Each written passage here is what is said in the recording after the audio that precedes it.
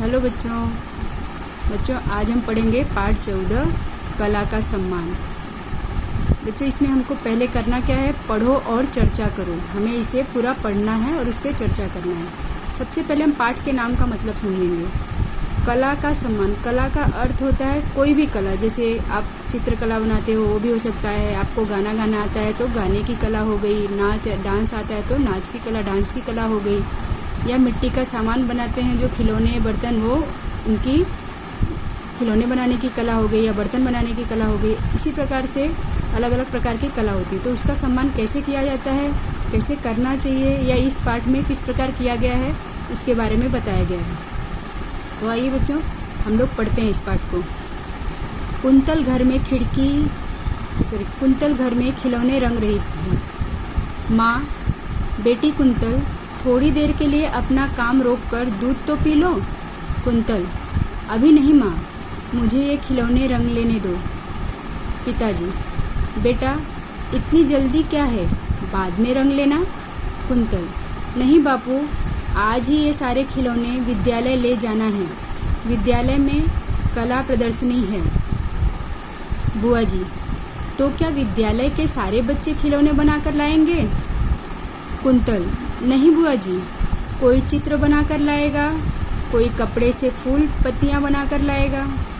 माँ, हमारे घर में मिट्टी के बर्तन का व्यवसाय होने से कुंतल ने खिलौने बनाना सीख लिया। कुंतल, लाओ माँ, अब दूध दे दो। ये देखो मेरे सारे खिलौने तैयार हैं। पिताजी, बेटी बहुत सुंदर बने हैं खिलौने। बुआ जी, देखना अपनी कुंतल की बहुत प्रशंसा होगी। पिताजी, वैसे तुम्हारे बंडू चाचा का बड़ा बेटा पंचम भी बढ़िया कलाकार है।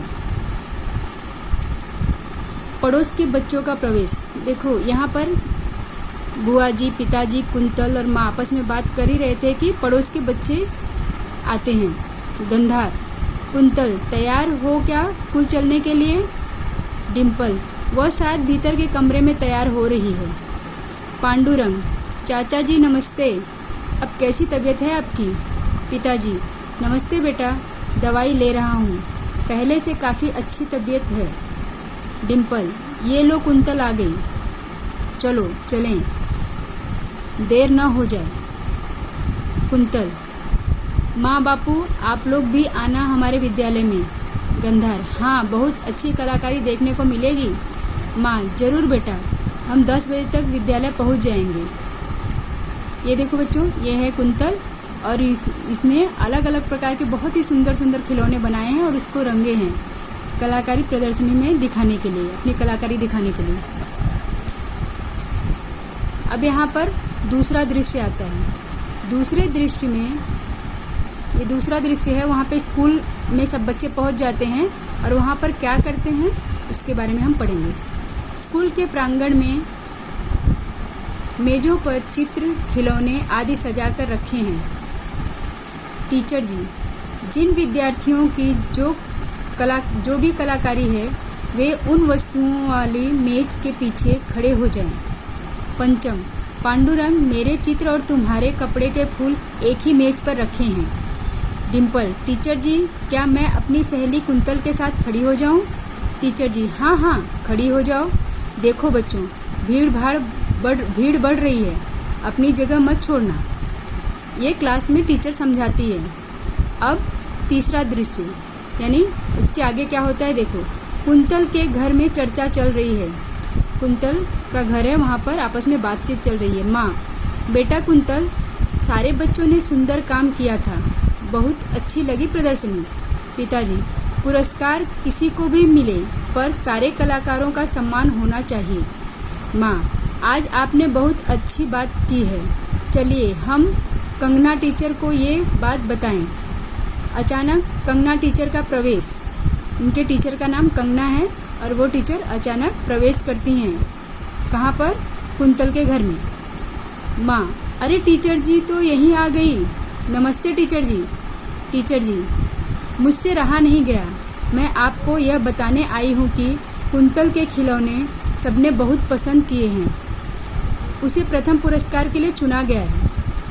पिताजी, हमारी बेटी को पुरस्कार मिला है, ये खुशी की बात है, पर हम चाहते हैं कि सारे कलाकार बच्चों का सम्मान हो। टीचर जी, वाह, ये तो बहुत अच्छी बात है, मैं प्रधानाचार्य जी से बात करूंगी। अगले दिन पुरस्कार वितरण कार्यक्रम में सारे कलाकार बच्चों का सम्मान किया गया। ये देखिए बच्चों, ये चित्र है जब कुंतल के घर में टीचर जी आई हैं और उन्होंने ये जाके उनके जो प्रधानाचार्य हैं उनसे कहा है कि सभी बच्चों को, जितने भी कलाकार बच्चे थे, जिसने जो भी कला बना के लाया था, उनका सम्मान किया गया। तो अगले दिन पुरस्कार वितरण कार्यक्रम हुआ। तो इस प्रकार बच्चों आपने इस पाठ में देखा कि किस प्रकार कलाकार बच्चों के कला का सम्मान किया गया। अब हम अगले पेज पे आते हैं और स्वाध्याय देखते हैं।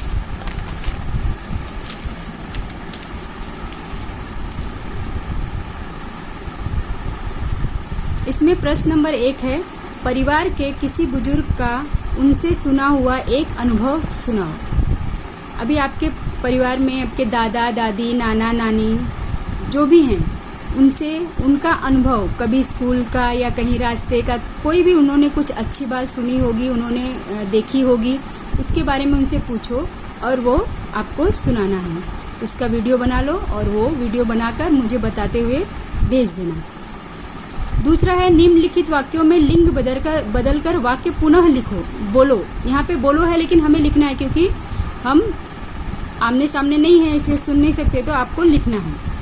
पहला है क, बैल खूंटे से बंधा है। अब इसका लिंग बदलना है, बैल पुल्लिंग है तो हमको स्त्रीलिंग करके लिखेंगे। यहाँ पे बंधा लिखा है तो यहाँ पे अगर यहाँ गाय लिखेंगे हम बैल की जगह पे तो बंधा का बंधी हो जाएगा।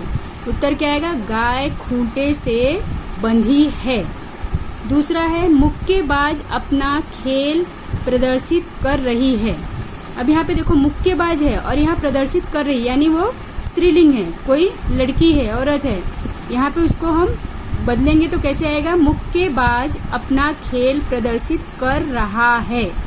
मैंने लिंग बदल दिया ना, यहाँ पे कर रही है था, मैंने यहाँ पे रहा है किया। अब आपको करना है, हाथी जंगल में रहता है। हाथी को बदलेंगे तो यहाँ पे जो रहता रहती भी बदल जाएगा, तो हम लिखेंगे हथिनी जंगल में रहती है। घ है, सब्जी वाली ठेले पर सब्जी बेच रही है। हम इसको लिंग बदलेंगे तो क्या आएगा? सब्जी वाला ठेले पर सब्जी बेच रहा है। ड है, बिलाव दूध पी रहा है। इसको हम बदलेंगे तो क्या आएगा? बिल्ली दूध पी रही है। इस प्रकार से हमने लिंग बदलकर वाक्य फिर से लिखा है। तो आप लोगों को भी इस तरीके से देख के लिखना है, अपनी कॉपी में लिखना है, किताब में नहीं लिखना है, कॉपी में लिखना है और उसका फोटो खींचकर भेजना है। प्रश्न नंबर 3 है, लड़का लड़की एक समान विषय पर समूह में चर्चा करते हुए अपने विचार व्यक्त करो। ये आपस में आप लोगों को चर्चा करना है। व्हाट्सएप ग्रुप पे आपस में चर्चा कर सकते हो आप लोग, या अपने घर में भाई बहन के साथ में बैठकर, मम्मी पापा के साथ में। लड़का और लड़की एक समान है, सबको समान पढ़ने का अधिकार मिलना चाहिए, सबके साथ समान व्यवहार होना चाहिए। इस टॉपिक पर, इस विषय पर आप लोगों को चर्चा करनी है। प्रश्न नंबर 4 है, किसने किससे कहा। उसमें है पहला, अभी नहीं माँ, मुझे ये खिलौने रंग लेने दो। यह वाक्य किसने किससे कहा? तो जैसे मैं किसने किससे कहा लिखाती हूँ, वैसे आपको कॉपी में लिखना है। पहले ये वाक्य लिखना है, उसके नीचे उत्तर डालना है, फिर लिखना है यह वाक्य कुंतल ने माँ से कहा। 6 है, विद्यालय में कला प्रदर्शनी है। अब क्या लिखेंगे? यह वाक्य कुंतल ने पिताजी से कहा।